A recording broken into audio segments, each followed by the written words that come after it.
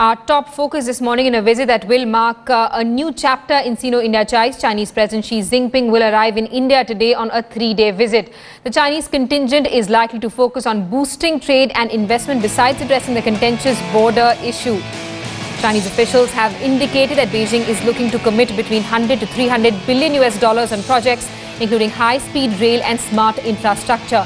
President Xi is the first important Asian head of state to visit India since the new Narendra Modi government was sworn into office in May this year.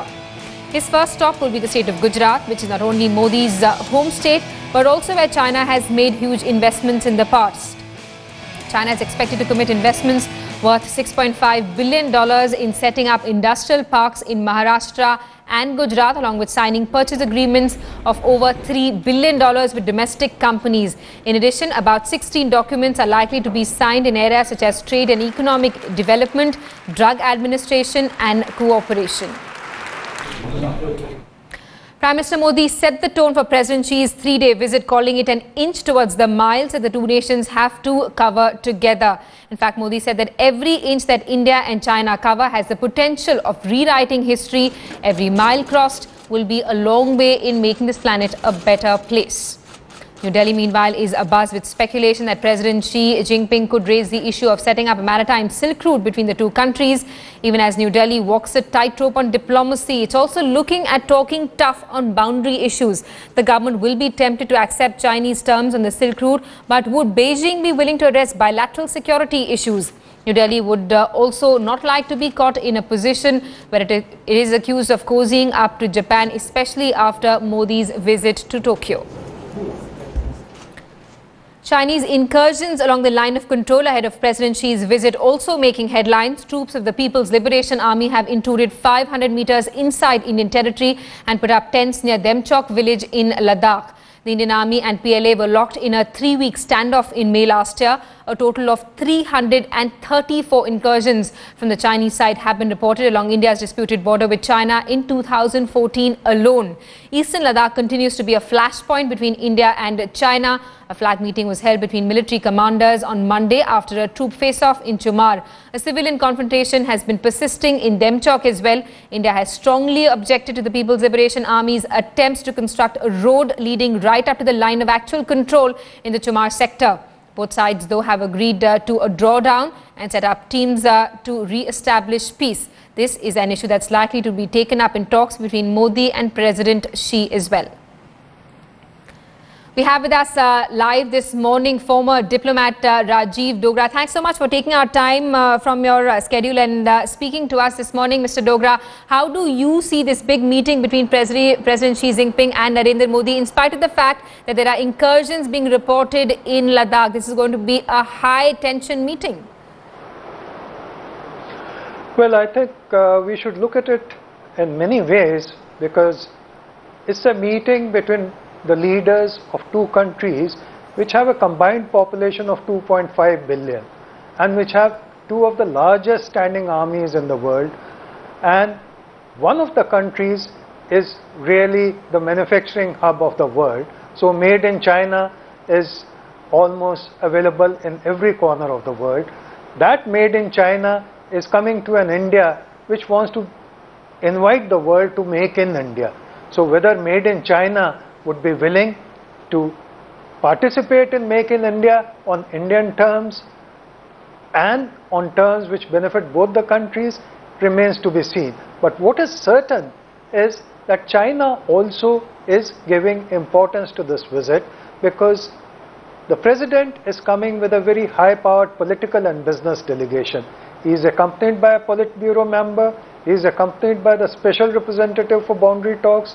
There is the Foreign Minister of China and Commerce Minister of China. Right. Besides, there are 135 business leaders who are accompanying him.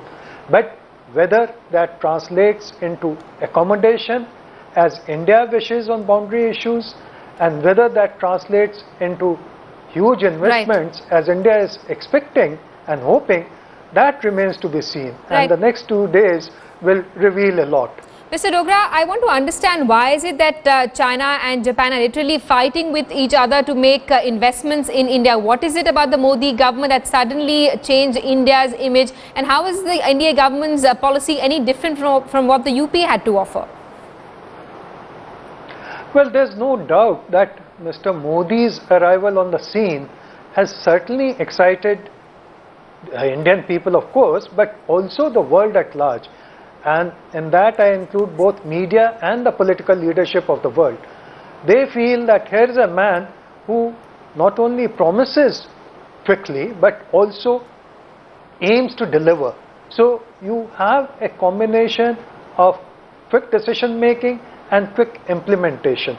Now, whether and to what extent the world's hopes and assessments will be fulfilled, that of course coming months would tell. But coming back to the issue of why Japan and China are so interested, partly for their own reasons, because Japan and China are engaged in a very bitter feud on boundary issue, which involves really a little rock compared to the huge areas that India and China have under contention. The second thing is that there is also a struggle for leadership of the world, which China is reluctant to admit, but obviously it aims to replace America as #1 in not too distant a future. So not only China and Japan are wooing India at the moment, or seem to be wooing India at the moment, but America, Pakistan and Southeast Asia would also be equally watching the meeting this afternoon and tomorrow with great interest. Absolutely. Mr. Dogra, stay on with us. We'd like to show our viewers the details of how Japan and China have been literally fighting with each other to invest billions of dollars in the Indian infrastructure industry in the run-up to the Chinese Premier's India visit. Chinese officials escalated talks of scaling up investments in India, regarded widely as the most safe destination for investments, especially after Japan announced it was committed to investing $35 billion in India. The decision was taken during Prime Minister Modi's Tokyo visit, while Japan backed the Mumbai-Ahmedabad bullet train project. Chinese officials have shown interest in the Chennai and Bangalore-Mumbai corridors for high-speed trains. Mr. Dogra, clearly Japan and China are jostling for investments in India, but can India afford to ignore major security concerns and go ahead with business deals? Well, absolutely. As you said, can India really afford to ignore its security concerns? And security concerns should start with our experience in the power and transmission sector, where we've literally sidelined our own industry in order that Chinese exports to India at relatively cheaper rates prosper. Now, with the result that we are dependent on these two critical areas, security areas in power and telecommunications, on China. And that is not a healthy state of affairs. Nor is it a healthy state of affairs to hand over a bulk of our infrastructure sector to China, because these four areas plus many more would not only affect the economy at a time when there is a crisis situation, but also affect our ability to make in India a reality. The other thing is that China is looking for commercial orders. It is not looking to replace its own industry by setting up industries in India. Granted that there are two SEZs which are in consideration, but that is a small thing. And the second thing we should not forget, that despite these tall promises of $100 billion and rapid rail and high-speed rail and so on, the fact is that so far in last 5 years, China has invested only $400 million in India.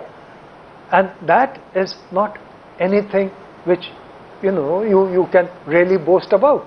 So we have to look at the Chinese offers with caution and a great touch of reality. And that reality should be sobering.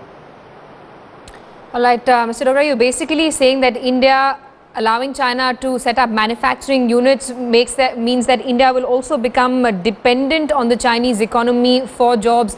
Also saying that security concerns should be topmost on the agenda when Prime Minister Modi meets Xi Jinping today. That grand welcome being planned for the Chinese President in Ahmedabad this morning. Mr. Dogra, thanks so much for taking our time from your schedule and speaking to us here on Headlines today on First Up.